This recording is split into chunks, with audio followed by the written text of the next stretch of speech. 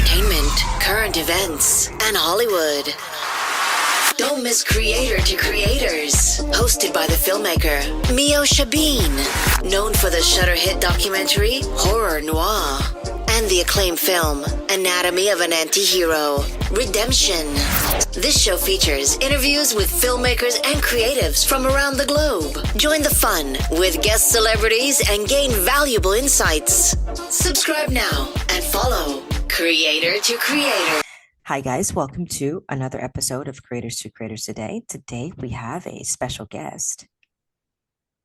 My name is Rourke, singer and songwriter from Los Angeles. Welcome. Thanks for having me. Absolutely. I love going back to the beginning. I always say at the beginning, charts our trajectory in life, a little habits we pick up along the way, follow us into our adulthood. Tell me a little bit about your childhood, and what was that like? And when did you kind of, I guess, got bit by the music bug? So I got bit. My childhood started in New York. We lived in Forest Hills, which is a section of Queens, birthplace of the Ramones. My dad split when I was a baby, so my mom raised me and my sister by herself, and she moved us to LA when we were kids. And I grew up in West Hollywood, and I was always bit early on by the creative bug. It wasn't necessarily music; it was just creative. Whether I was doing stage plays and in elementary school, or writing, or music, or anything creative. And I started playing the guitar around 12 years old. But my first passion was actually film. I didn't really pursue music as a kid. I pursued film.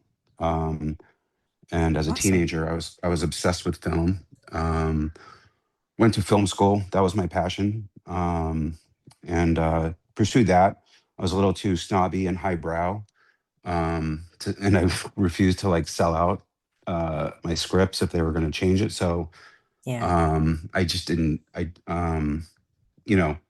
tried to get films made my way, but you just have to give up so much, it seems like, if you want to get something done in the industry.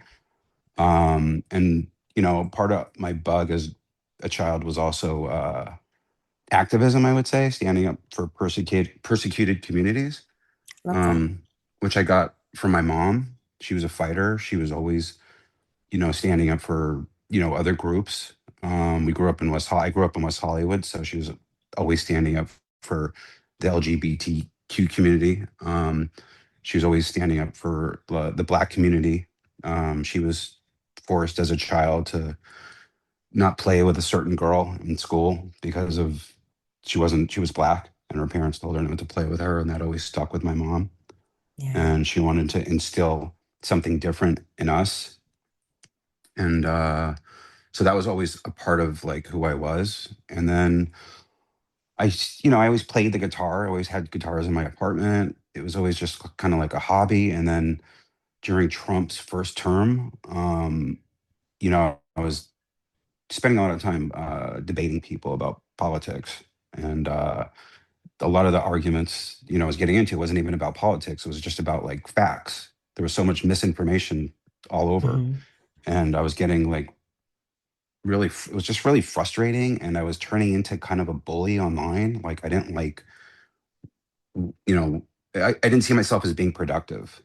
It wasn't just about winning debates with people. It was about insulting them, or, you know, demonizing them, or just putting them down. And so I took a break from the online world and picked up my guitar and started writing about some of the things that were on my mind. And I hired a couple of two different songwriting coaches. One was a blues rock guy, and the other guy was more of a metal guy. And they had two different styles of teaching songwriting. And I just kept at it, and I just, wrote song after song after song. I would go to my one songwriting coach, Oscar, who was probably the better teacher because he gave me a direction on where to take my ideas.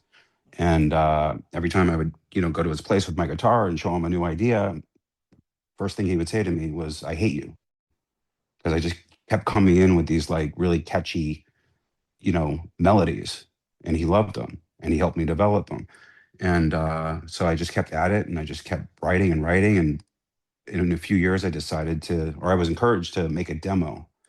And I decided to, take some of these songs, do an acoustic demo, since I never recorded before, which would be just acoustic guitar, me on vocals, and maybe like a tambourine or something like that. And the things I wrote about were the things I was, arguing with people online. And like one Mm. song, I wrote one song called Between the Lines, which is about fake news.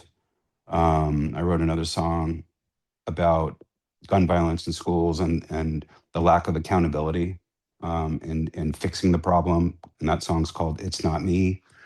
I did a song called The Whites in Your Eyes, about the rise of white nationalism in America. Uh, and so I went into the studio, I found a producer, and we started recording. And I did it in my spare time because I had a full-time job, still do. And I just go record for a few hours a week. And little by little, the acoustic, I called it acoustic sessions in the beginning. And Mhm. we added like drums, we added like my friend, my buddy is in the Foo Fighters, he plays keyboards, so he started adding keyboards to my songs. And it just, little by little, it just evolved into like a full band. I And love that. then, after 4 songs were done, I decided just to do a full album of 10 songs. And all songs kind of like tell the story of like divided America under Trump, and different issues that, I see in our country. And I don't really mention Trump's name in any of my songs, but I do refer to him and other people in the songs. Mhm. But I worked on the album for 5 years in my spare time. I had to stop during COVID because most of my money flew out the window. But I eventually got one of the guys in Guns N' Roses to play on the 2 songs. My buddy in the Foo Fighters played on every song on the album. And I finally got it done, and I'm slowly like rolling it out. Unfortunately, because I went like socio-political with my stuff, not a lot of people want to share it because they don't want to get any headache from, the right Like the wing or this backlash. group or that. Yeah. Yeah, they don't want to. They just don't Yeah. want to deal with that stuff. Even my producer leans kind of right, and he hasn't even shared my stuff because it's just they don't want to. They don't want to hear anything from certain fans. It's like, Which yeah. which is really interesting because it's like you would think we live in a country where we have freedom of speech and we can say things, but I guess if it's going to upset aside, it's like I've had people tell me that like certain projects I want to create that brings awareness and things that are real life that are happening, that stuff that I didn't even create, that I wanted to bring out to the light. A lot of my peers are like, don't do it, this you won't work again, certain things like that, and it's disheartening when you think about it like that. Well, and I try not to be divisive, in my songs. They're not really political. I describe them more as humanitarian.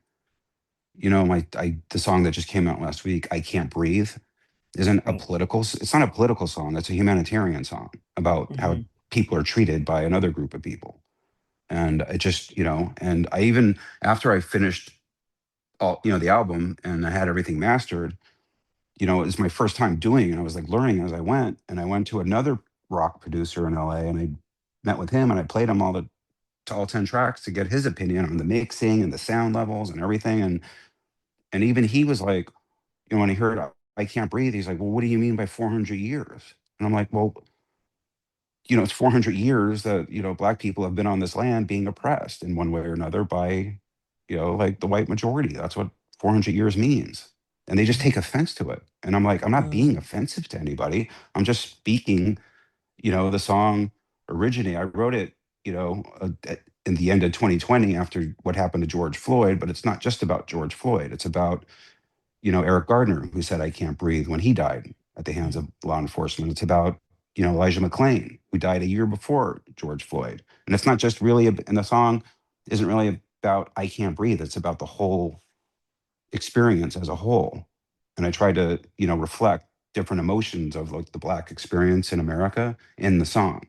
And then people just get offended. It's just, I think social media and algorithms has really brainwashed a lot of people into just reacting in not even thinking before they react. Very Like true. this just like with this whole Bad Bunny thing at the Super Bowl. And Oh it's like, yeah. it's just, people react without even thinking about it. It's pretty wild when you think about it. Like, but that's that, I think we are in that culture now. I think we live in a just react first and think later or don't think at all. And speaking of, I mean, first of all, really great song. I can't breathe, and thank you for delivering that, and putting that out, bringing more awareness with that single. Tell me a bit about that process when it comes to lyrics and what were you nervous of putting it out, as you were creating it? Something that is, like you said, you're just it's humanitarian. It's you're just talking about things that are already existed, and you're just bringing more awareness to, as an artist. I don't really, even the part of me that's not an artist, like that just stands up for, different groups that are persecuted. I don't get nervous. That's what I'm driven for. So, Love that. I just, um, I just, obviously the George Floyd video affected a lot of people. And I didn't really at first intend to write a song about it, but I've always been the black experience, even though I'm white, was always, ingrained in me uh, from a kid. Even when I was a teenager, I read a book by a New York Times journalist called All God's Children, which is about Willie Bosket, who at the time was America's the most violent person in New York State's penal system. And the journalist went to interview him several times, and he was so violent that he had to bring he went to the interviews like Hannibal Lecter, like completely like strapped down, and even I think he even had a mouthpiece on to protect the journalist. And the journalist, what he did was he interviewed him, and he traced his roots back as far as he could, and he traced his roots all the way back to the slavery days. And Wow. what the book shows is like, you know, the violence came from somewhere, and it was passed down generation to generation. It came from the slave owners who passed it down to the slaves, and it stays with the generation after generation. And the country never really did a good job of repairing the wounds caused by what happened. And so that's always been that book was always very influential for me. Hmm. So I've always wanted to express something to that effect, which is why even before I wrote "I Can't Breathe," I wrote my other song, "The Whites in Your Eyes," about um, the rise of white nationalism under Trump. And I do a thing called in a lot of my songs called "Call and Response." And in "The Whites in Your Eyes," the call is I do the first verse as kind of like a white racist, and the next verse is a response from a Native American. The next Mm. response after that in the verse is a response from a Black American, and the last response is from a Latino American. And it's just whatever the white racist says, the response they always respond in a way that like kind of puts it in his face. Like the white racist, there's a line about chain migration, and in the verse where it's the Black person responding, I think the line is cargo ships, shackles, whips. That's chain migration. So there's always a way for these other groups to throw back in their face, and so it's always just been a part of my bigger picture, singing about that. Um, Yeah. and I can't breathe. Just I couldn't like resist. I mean, I just came up with a melody on my guitar, and it was acoustic guitar, and it was an arpeggio and an A minor, and it developed into like different sections, and it's different than any other song on my album, and that it's a through composition, which means none of the parts of the song repeat. Whereas normally you got verse, chorus, bridge, Hmm. verse, you hear a part of the song and you only hear it once, and it moves on to a different part. And I wanted to do that to kind of like reflect on different emotions of the experience in this country. So it starts with a voice, George Floyd's voice, saying, you're down on one knee. I can't breathe. I can't breathe. And it moves on from there into a more like energetic section where it's anger, where he's talking to the officers that just stood by. Well, 46 years of my life flashed before my eyes, and tell me why, I had to die, and then it goes to a bridge where he speaks about his daughter, like when she died, when his daughter cries, who's gonna kiss her goodnight. And then the next section is back to an A minor arpeggio, which was the original arpeggio of the beginning of the song, but I changed it a little bit to show a different direction. And it speaks to like, we're down on one knee, but you're not here, which speaks to like, you know, Kaepernick and NFL players taking a knee during the national anthem, and just the racist response around the country to that, to these people just wanting to draw attention to what's going on. And then that was the end of the song. And then I felt like it needed something at the end, one more section. And that's the outro, which to me is hope. And I took, one of my favorite civil rights song is Blackbird by Paul McCartney and the Beatles. Yeah, And great song. I just said, someday the blackbird will fly. And I just repeated it over and over in the outro, and kind of, tried to make it kind of like this build, where you can't really, the electric guitar solo is like fighting with me. And then I kind of do this like vocal lift where I yell out over it, like someday the blackbird will rise. And that was kind of like, it's kind of like I look at the song as kind of like a journey. So, Love um, that. and it was the last out of the 10 songs on my album. It was the last one I wrote and the last one I recorded. Whereas, the first few songs I was learning as I went. And by the 10th, by that song, I had a little more experience, and I knew a little bit more, and it's a little bit more polished. And I actually, the whole thing, the initial A minor arpeggio on my guitar that started the intro to the song, I it took it out of the song because, Rami did these keyboards, and I told him I was looking for something like a little U2 sounding. And the synthesizers were just so ominous and so just like really cool. And then my producer did a little electric guitar lick in there, and I just took the acoustic guitar out, and then you hear it in the second to last section of the song, the 400 years section. So yeah, it's definitely a journey, the song. I love it. I mean, and kudos to you for putting that out there. I mean, I feel like as an artist, just a creator, all in general, I think it's like when you want to tell real stories, you are kind of fighting against a machine that definitely um, it's very like it seems like there's a sort of effort to keep these kind of things out of the mainstream. Do you feel like in the music world, or in just in general in the entertainment world as a whole, in being in the profession that you're in, have you seen is it getting any better as far as like like maybe like bigger companies, mainstream companies that are more open to these kind of um I don't know, bringing this kind of awareness out to the forefront, or is it still like a fight, a battle, and that we just have to, continue to fight? I think it's always going to be a fight, and it just depends how good the material is. I mean, uh, after the George Floyd incident, Hair wrote a song, "I Can't Breathe," and she won a Grammy for it. So there's always artists out there that are going to. And Springsteen just did his "Streets of Minneapolis" protest song. So there's always going to be artists doing it. I think a lot of artists, big artists, unfortunately, stay away from the drama. They might say something here and there to show support, but they don't want to. They just don't want to like deal with like the repercussions. And I'm not. I don't. I'm not.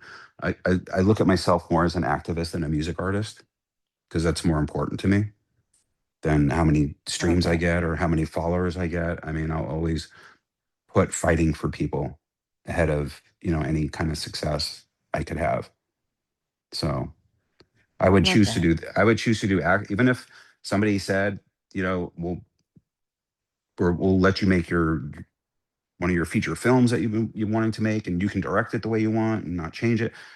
I would still take activism over like any other pursuit, because I just, as Mr. Spock said, the needs of the many outweigh the needs of the few. Even though Oh, love I'm a that. Star Wars guy, but I got to give him credit for saying that. I think it's interesting because, with the Star Trek, how it evolved from a simple acoustic demo into a full band rock album. What surprised you most during the that transformation? Um, that's a great question. So the first five songs we recorded, I pretty much did all the guitars myself. The acoustic parts, I did the electric parts. And then Amazing. and it was actually made more sense after a while to let my producer do the guitar parts because I was so bad in the beginning at keeping time. Like you have to, like your guitar playing has to be like you have to be right on the click, on the beat, and you can't like be off or it doesn't sound good. And I spent so much time and so much money just trying to. I mean, the stuff I wrote was good. I was just not good at performing it.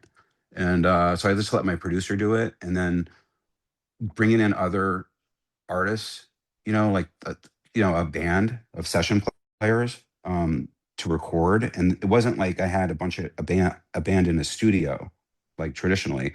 The studio was basically me and my producer and his equipment. But for drums, he has a friend who's an amazing drummer who lives in Estonia, and Hmm. he's toured all over the world. But we would send him the tracks, and he would do the drums and send them back to us. And when I got Rami on board, he would same thing. He would just record from his studio and send and try to, he would. Rami was great at getting the feel for the songs. Like he just understood the vibe I was going for. My producer too. He just like nailed it. And sometimes, a lot of times they send you like Rami especially would send like if he was doing a part, he would do like some options. So this is a more Okay. you know, funkier option. This is a more safe option for the song. And then I got Richard Fortus, the guitarist from Guns N' Roses, to do two songs.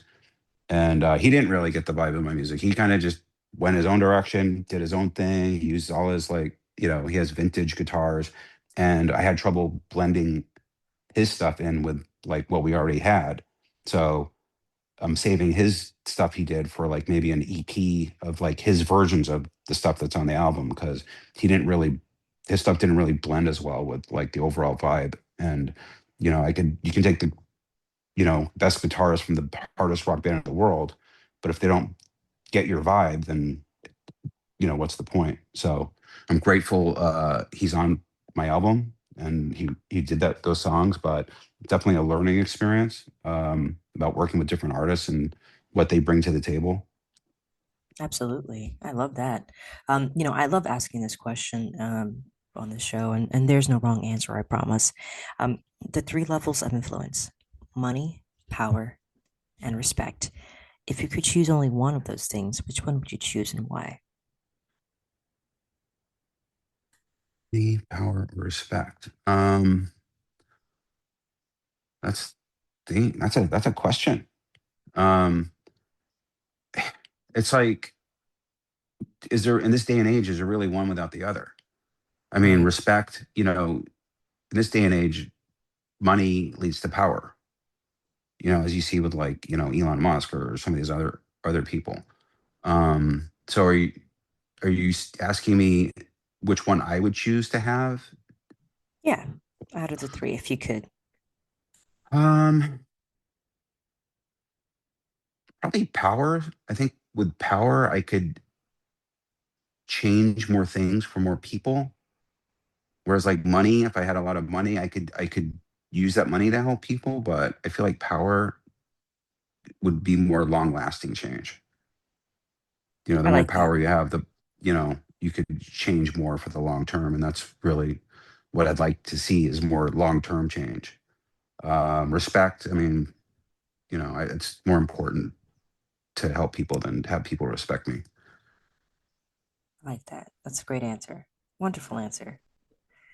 Um, I a lot of people surprisingly always say respect, and there's nothing wrong with that. I just think that I'm like, would you actually in this day and age? Well, um, it's so if I'm just making music and I'm not doing like activist political stuff, yeah, or you yeah. like, yeah, and I just want to be like, you know, power, money. I mean, and if I didn't have that activist thing inside me, I'd probably, Yeah, I don't know. It's, it's a tough one. yeah, I think you respect, because even going back Yeah. to like my time in film school, and Hmm. I made probably the most talked about film ever at like USC Film School, and I had offers as soon as I left for like my feature scripts, and I refused to sell out, and everybody said I was crazy. And to me, it was about respect and integrity. It's like Right. I could have had like within 6 months of leaving film school, I had an off. I could have made $300,000 by letting someone else ruin my script. And to me, it was more about respect for myself as an artist. So, I love that. Speaking of selling, like that word selling out, like I hear that a lot, even in the, with political realm, like just lately, just with all the stuff that's happening in the world, like now with you can go down the Epstein files, like there's just so much going on in the world. Which I kind of think that it's been here. I just think that it's like finally a lot more people are talking about it, with just everything and speaking of integrity and just all that stuff. Do you feel like this system, which that we are in, the entertainment system and political, all of it, do you feel like things will get better once the structure, like, they say, destroy it all and then build it back up or rebuild it? Or do you think it's always going to just be what it is today because of the powers that be? I don't have a lot of hope for things getting better. Um, I think it's just so I keep going back to film because that was like my first thing in life was film. And I was when I was 19, I was lucky enough to get an internship at Paramount Studios working for one of the top executives of feature film production. And Paramount, just like USC, was kind of like the antithesis of who I was as an artist. I was more highbrow, more artsy. I would have rather gone to like UCLA or NYU film school, but Mm-hmm. I went to USC, which was the opposite of me. And Paramount was the opposite of me, but it was still fun. I was on the lot every day with like, Eddie Murphy and all these stars. And like I was reading a stack of screenplays every day. And I just saw like firsthand what was happening to the industry. And it was just, I knew from there it was just going to get worse. Like the guy I interned for, the executive, was a Yale business graduate who had not a creative bone in his body. And he would look at the dailies every day for a film he was overseeing and call the director and tell him like what to do. You need more close-ups. You need more of this kind of shot, that kind of shot. And it's just that's the industry. They go by demographics. Like I had a film I got really close to making, a diary of the worst year of my life. It deals with like mental illness, and I had a guy at Paramount like ready to make it. He's going to let me direct it. He said it's two of the most fascinating characters he's ever saw, but you got to get rid of the psychiatrist. I'm like, why do we have to get rid of the Mm. psychiatrist? And he's like, well, I did audience studies, and audiences don't respond well to psychiatrists. And I'm like thinking to myself, wait a minute, what about Analyze This? What about Goodwill Hunting? What about The Sopranos, where like six characters have, and it's just like these rules they put into place. And that's what's changed, like, I think Hollywood and the music industry. It's like all these rules. And like, I even went before I started recording my album, I talked to different producers. And I went to my vocal coach, sent me to her producer, and I asked him, like, do you think, rock and roll can ever make a comeback? And he's like, well, if for rock and roll to make a comeback, it's gonna have to go in a completely different direction. And I was like thinking to myself, well, that's the reason I think rock and roll fell off the charts in the first place. Because it went into a different direction. It gave up on its roots of just like really catchy melodies that stay in your head after you're listening to them. And that kind of happened in the 90s. And then who took up the slack? Hip hop. Hip hop rose when rock faded Right. because hip hop put out some great catchy melodies. They took fun. They put the fun into music. And these guys in the 90s for rock and roll it seems like they rebelled against all the fun. And yeah, the 80s were very cheesy for rock, for hair bands. And they were rebelling against some of that. But they just took too much of the life out of rock and roll and like fun and the catchy melodies and the hooks. And hip hop just ran with it. They just ran with it and they haven't looked back. And that's why, you know that's what I like about my music. I kind of have that like 70s 80s vibe of like catchy melodies that kind of like stay in your head after you hear the song. Yeah. I love that. And this was such a great conversation. I really enjoyed this. I love asking this question and advice, what advice would you give to those artists out there that are afraid to speak their truth? Um, don't be afraid. I mean, just don't listen to anyone else. I mean, don't ruin your life over it. Don't quit your job, but you know, put it out there and don't let. I mean, I spent 5 years recording my album, and my wife discouraged me every step of the way. I mean, she cut me down. She like, Oh, wow. just didn't support me at all. And it just affected me. Like I wouldn't even like practice like my songs at home.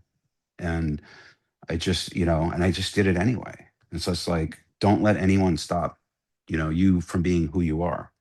And don't be afraid. I mean, that's the one thing about like I got from my mom is like no fear. Just, stand up for who you are and just do your thing. And That. it'll happen. And even if it doesn't happen, it's still great that, all these I mean, in this day and age with how cheap it is to make music, except for me, I spend a lot of money. But for a lot of people, it's like, it's really cheap and easy. And to make like little videos and films too, it's like so cheap. There's so many people doing it now. And that's kind of a negative, but it's also a really good positive, is that it gives people that otherwise wouldn't be able to afford to do this stuff a Hmm. chance to do it. Yeah, I And, think that's awesome. yeah, I mean, at USC, I was like probably the poorest kid in the school with probably this other girl. Everybody else was like a nepo baby or related to Spielberg or Jeffrey Katzenberg, or their uncle was like, president of Warner Bros. I mean, it was just every kid was just so rich and just had all these tools to like at their disposal. And it's so different now, that like a lot of people can just do it without having connections, and people break through. That's but Justin Bieber, how did he break through? He just put a video on YouTube. Right, absolutely. And that So was it. Social yeah, media definitely runs the world. it does. Um, really quick, where can people find your stuff and find your music and follow you on social media? So all my socials are Rourke, ROURKE _ I have a link tree set up. I have actually 4 songs from the album are out now. I Can't Breathe, Rise, which I call my Michelle Obama song because she said when they go low, we go high. I changed that into a rock anthem. When they go low, we rise. So Nice. Rise is out there. Starstruck, which is more of a hard rock song. And I did a country rock version of the Star Spangled Banner. And I actually wrote it during Trump's first term when he was like separating all the kids from their families. And just to Mm, show solidarity with like the Latino community, I took the riff from the song La Bamba and I kind of did a variation of it in the outro to the Star Spangled Banner to kind of show solidarity with Latinos. So those 4 songs are out. There's also another song that's not on the album. That's more of I wrote a song about the Israel Gaza situation, if you can believe that. And I just wanted to tune out all the hate and tune in compassion. And I read a story in the BBC about 2 4-year-old boys, Omar and Omer, Omar. They died the first week of the war, like miles apart. One was Israeli, one was Palestinian. And I wrote the wow, song. I wrote a song for them, which Rami plays keyboards on, and it's just me on acoustic and me singing. And I put donating the profits for that song to humanitarian aid for Gaza. So there's that's that song in beautiful. there as well. But and then hopefully the full album will come out later this spring, like late spring probably.